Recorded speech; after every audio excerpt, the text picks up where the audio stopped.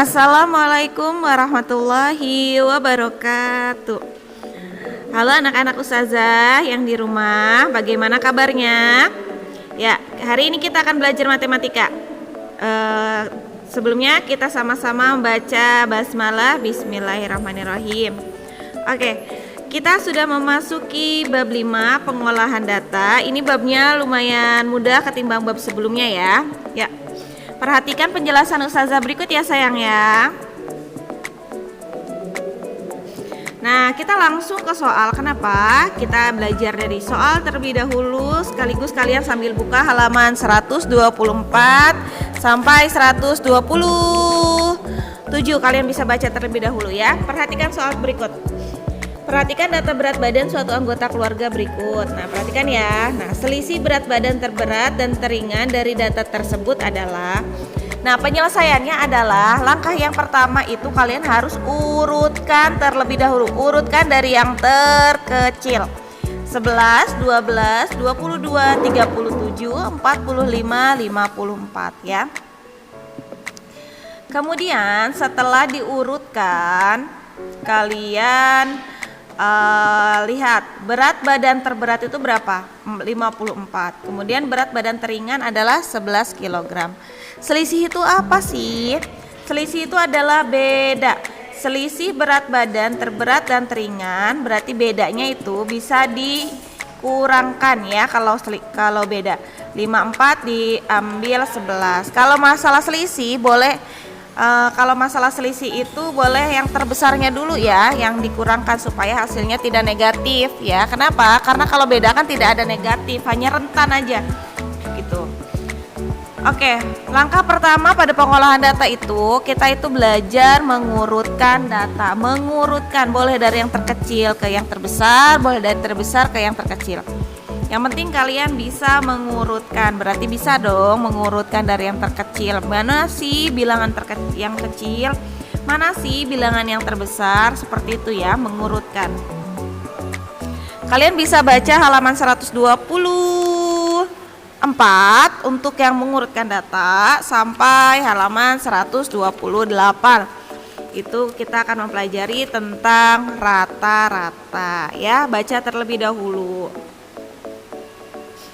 Oke, cara menghitung rata-rata itu adalah jumlah data dibagi dengan banyaknya data.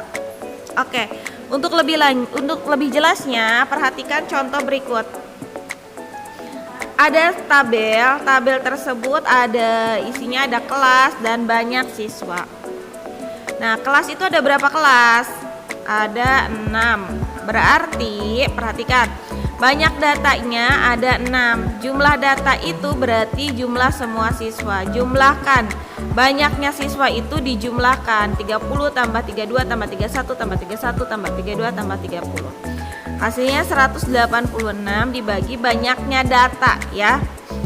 Jadi 186 dibagi 6 sama dengan 31. Jadi rata-rata banyak siswa setiap kelas ada 31 orang. Kalian bisa sambil baca ya pada halaman yang sudah tadi Ustazah sebutkan.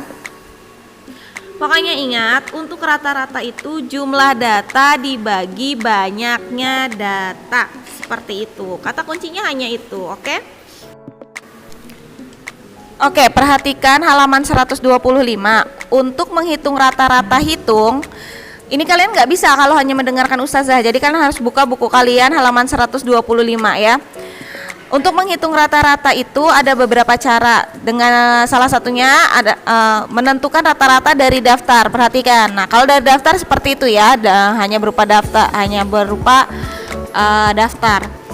Nah, yang kedua, menentukan rata-rata dari sebuah tabel. Perhatikan.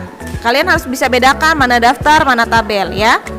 Nah, tabel itu seperti pada halaman 126, itu namanya tabel.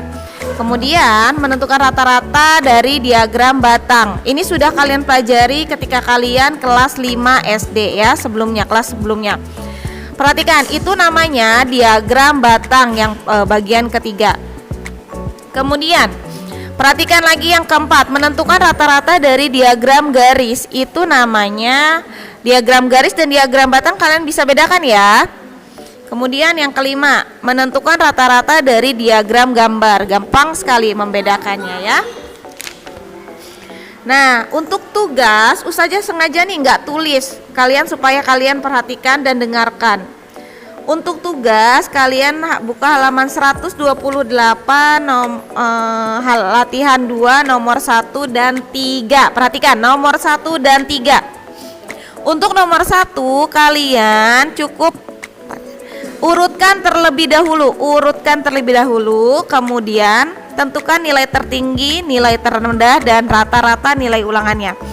Gimana rata-rata nilai ulangannya? Tadi jumlah data dibagi banyaknya data. Berarti yang C nomor 1 itu jumlah data, berarti kalian jumlahkan tuh yang sudah kalian urutkan tadi. Berarti misalkan 5 tambah 5 tambah 6 tambah 7 tambah 7 sesuai dengan banyaknya. Jika ada angka yang sama kalian tulis semuanya ya. Kemudian dibagi banyaknya data. Banyaknya data itu ada berapa tuh? Ada 15, berarti dibagi 15. Seperti itu ya. Kemudian oke, yang nomor 3 perhatikan. Perhatikan diagram batang berikut. Berikut ini adalah diagram batang dari data waktu olahraga Bayu selama 6 hari. Nah, kalian bisa lihat pada diagram batang. Untuk hari ke-1 itu perhatikan, kalau berada di tengah-tengah berarti kan karena itu adalah rentannya itu 10 ya. Berarti kalau di tengah-tengah itu setengah dari 10 berapa? 5. Berarti hari ke-1 itu perhatikan 20 di antara 20 dan 30 berarti 25. Hari ke-1 25. Ya, hari kedua berarti berapa? 35. Hari ketiga berapa? 30. Hari keempat berapa?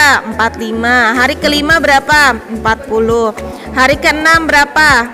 35. Seperti itu ya. Ini Ustazah udah kasih tahu tuh. Kemudian tentukan waktu terlama Bayu berolahraga. Nah, yang paling lama yang mana? Berarti yang paling tinggi diagram batangnya. Oke?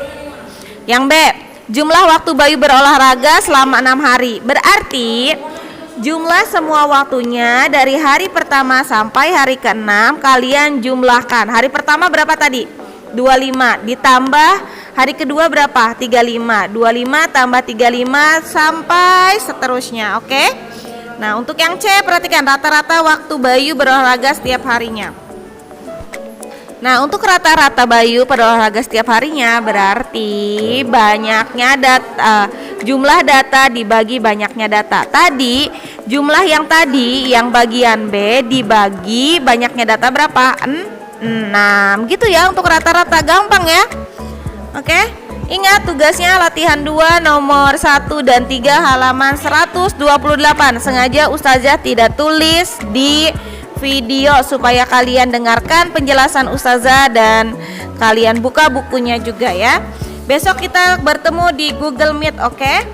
Oke, untuk pembelajaran kali ini cukup ya. Ustazah tutup dengan sama-sama membaca hamdalah alhamdulillahirobbilalamin. Tetap semangat. Wassalamualaikum warahmatullahi wabarakatuh.